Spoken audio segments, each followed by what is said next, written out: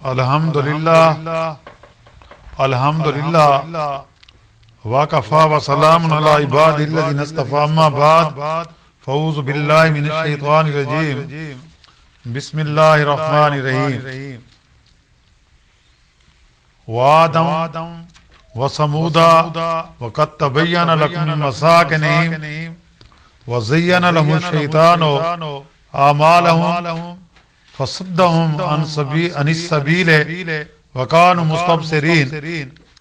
اور ہم نے عاد اور سمود کو بھی ہلاک کیا، اور یہ ہلاک ہونا تم کو ان کے رہنے کے مقامات سے نظر آ رہا ہے، اور شیطان نے ان کے اعمال کو ان کی نظر میں مستحسن کر رکھا تھا، یعنی خوبصورت بنا کر پیش کیا تھا، اور ان کو راہ حق سے روک دیا تھا۔ وہ لوگ ویسے ہی ہوشیار تھے۔ وقارون وفرعون وہامان وَلَقَدْ جَاءَهُم مُوسَىٰ بِالْبَيِّنَاتِ فَاسْتَكْبَرُوا فِي الْأَرْضِ وَمَا كَانُوا سَابِقِينَ۔ اور ہم نے قارون اور فرعون اور حامان کو بھی ہلاک کیا، اور ان کے پاس موسیٰ علیہ السلام کھلی دلیلیں لے کر آئے تھے، پھر ان لوگوں نے زمین پر سرکشی کی اور بھاگ نہ سکے۔ فَكُلًّا أَخَذْنَا بِذَنبِهِ فَمِنْهُمْ مَنْ أَرْسَلْنَا عَلَيْهِ حَاصِبًا وَمِنْهُمْ مَنْ أَخَذَتْهُ الصَّيْحَةُ وَمِنْهُمْ مَنْ خَسَفْنَا بِهِ الْأَرْضَ وَمِنْهُمْ مَنْ أَغْرَقْنَا وَمَا كَانَ اللَّهُ لِيَظْلِمَهُمْ وَلَكِنْ كَانُوا أَنفُسَهُمْ يَظْلِمُونَ۔ ہم نے ہر ایک کو اس کے گناہ کی سزا میں پکڑ لیا، سو ان میں بعضوں پر تو ہم نے سخت ہوا بھیجی، اور ان میں بعضوں کو ہولناک آواز نے آ دبایا، اور ان میں بعض کو ہم نے زمین میں دھنسا دیا، اور ان میں بعض کو ہم نے ڈبو دیا۔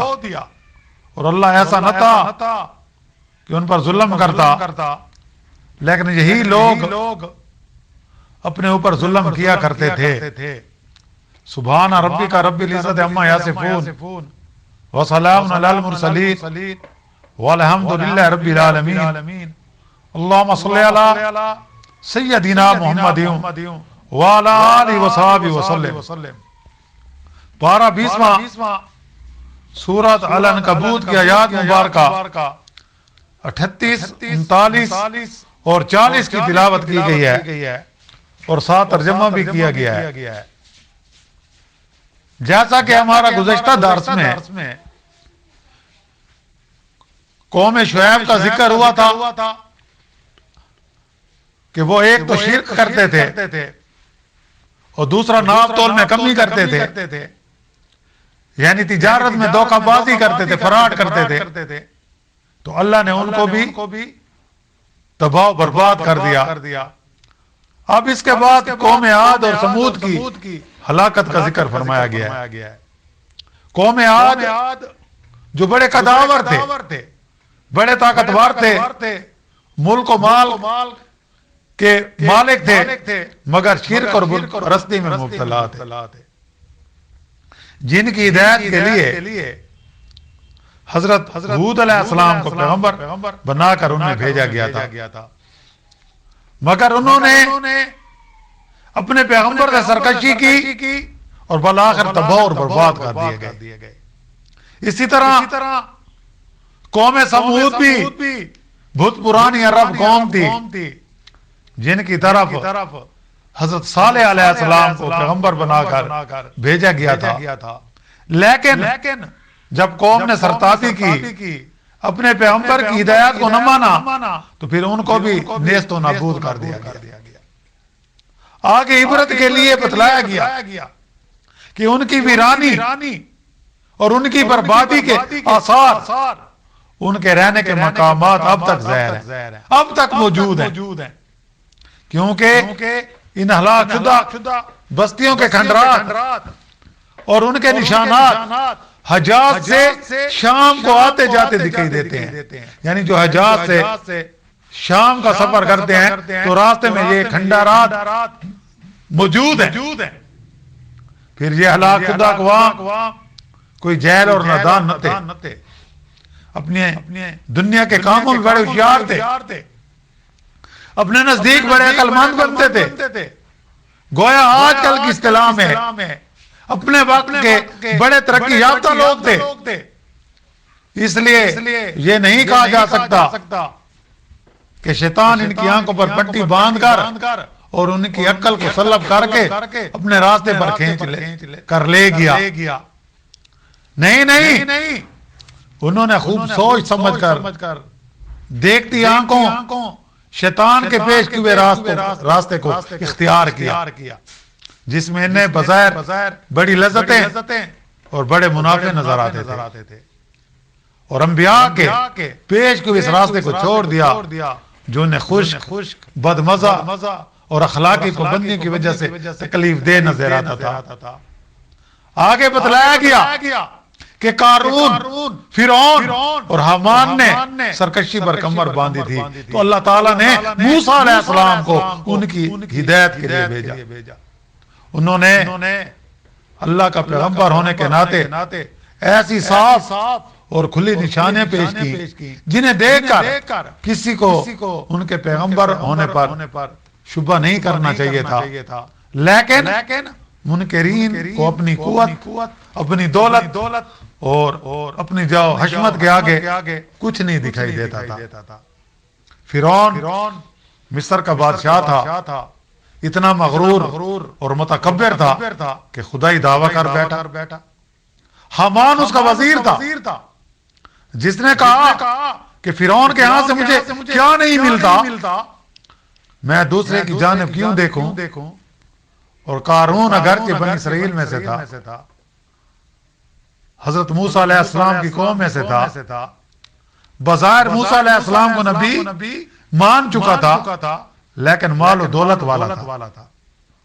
اس لیے موسیٰ علیہ السلام کے حکم کو ماننا ضروری نہ سمجھا.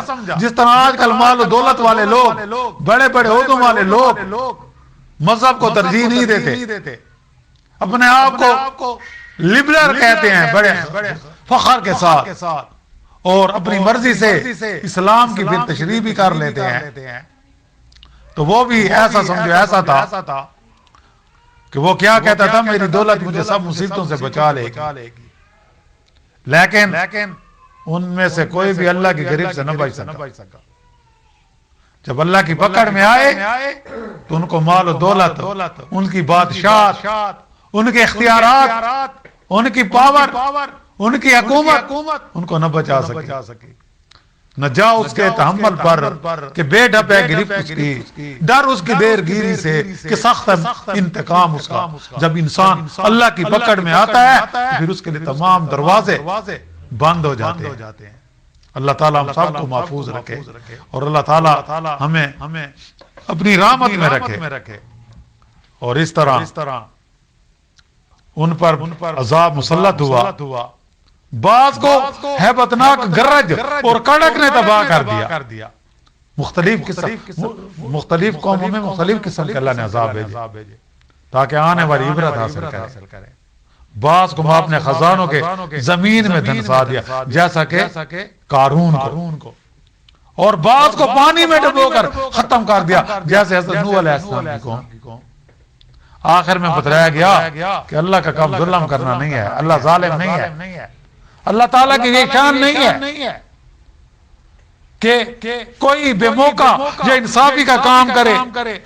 اس کی ذات عجوب و نقائص سے پاک ہے. ہاں بندے خود ہی اپنی جانوں پر ظلم کرتے ہیں، ایسے کام کرتے ہیں جن کا نتیجہ لا محالہ ان کے حق میں برا ہوتا ہے.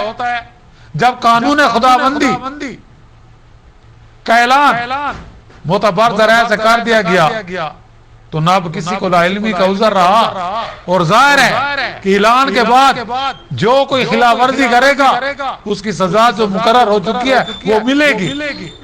یہ سزا ظلم نہیں کہلا سکتی. بلکہ مجرم خود اپنی جان پر ظلم کرتا ہے۔ قانون توڑنے والے کی سزا مقرر ہو جانے کے بعد قانون کو جان بوجھ کر توڑنا وہ سخت جرم کے زمرے میں آتا ہے۔ یہ جو تمام قصے سنائے گئے ان میں اہل اسلام کے لیے سبق ہے اور عبرت بھی ہے کہ وہ پست و ہمت اور دل شکستہ اور مایوس نہ ہو، مشکلات اور مصائب کے سخت سے سخت طوفانوں میں بھی صبر و استقلال کے ساتھ حق و صداقت پر جمے رہیں، اللہ تعالیٰ پر بھروسہ رکھیں، آخرکار ان کی مدد، اس کی مدد، اللہ کی مدد اہل ایمان کے لیے ضرور آئے گی۔ یہ اللہ کا وعدہ ہے، وہ ظالموں کو نیچے دکھائے گا اور کلمہ حق کو سر بلند کر دے گا، لیکن ہم اپنے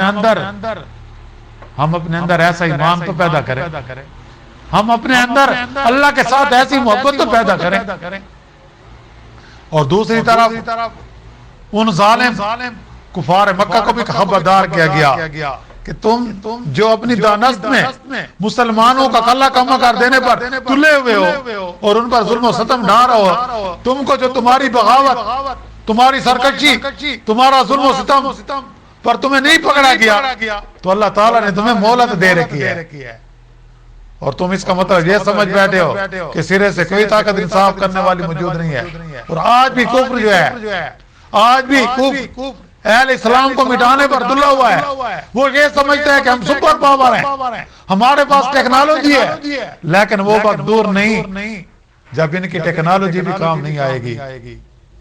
اور آج یہ تمہاری غلط فہمی ہے، کل کفار مکہ کی بھی غلط فہمی تھی، اور آج جو اسلام کے دشمن ہیں، جو ان کے ساتھ ملے ہوئے ہیں، جو نام کے مسلمان ہیں، ان کی بھی غلط فہمی ہے کہ جب اللہ کی پکڑ میں آئیں گے تو پھر اس کی گریب سے کوئی نہ بچا سکے گا۔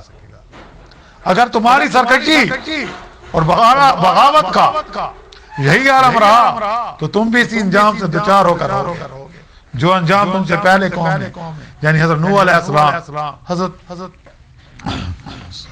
قوم لوط اور قوم شعیب دیکھ چکی ہے، اور جس طرح عاد اور سمود، فرعون اور حامان اور قارون تباہ و برباد ہو چکے ہیں، اس طرح تم کو بھی تباہی پیشانی لازمی ہے۔